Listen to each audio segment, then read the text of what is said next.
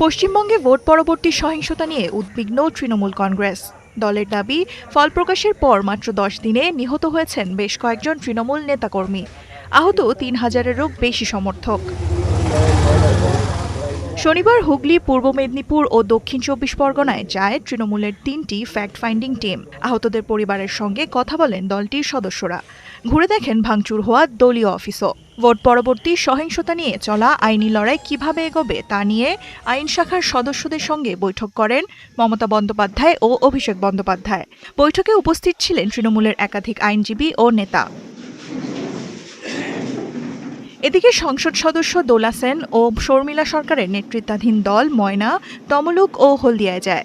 সাজদা আহমেদ, প্রসূন বন্দ্যোপাধ্যায় ও সুস্মিতা দেবের নেতৃত্বে আরেকটি দল যায় দক্ষিণ 24 পরগনার কুলপি, মন্দিরবাজার ও মথুরাপুর পরিদর্শনে। দলের পক্ষ থেকে নিশ্চয়ই এই সমস্ত ইনফরমেশন প্রশাসনকে দেওয়া হবে এবং কোর্টেও আমাদের দলের পক্ষ থেকে কেস করা হয়েছে। কোর্টও রায় দিয়েছে গতকাল যে যারা ঘর ছাড়া তারা যাতে বাড়ি ফিরতে পারে সে ব্যবস্থা প্রশাসনকেই করতে হবে। অতএব এই ফিডব্যাকগুলোও আমরা কোর্টের কাছে এবং স্থানীয় প্রশাসনের কাছে দলের পক্ষ থেকে যাবে যে তারা যাতে সবাই সসম্মানে বাড়ি ফিরতে পারে এবং কোর্টের অর্ডার অনুযায়ী তারা তাদের প্রশাসনিক অফিসগুলোতে যেন কাজ হয়। মথুরাপুরে তৃণমূলের একটি দলীয় অফিস ভাঙচুরের অভিযোগ উঠেছে বিজেপির বিরুদ্ধে, তবে সমস্ত অভিযোগ উড়িয়ে দিয়েছে বিজেপি।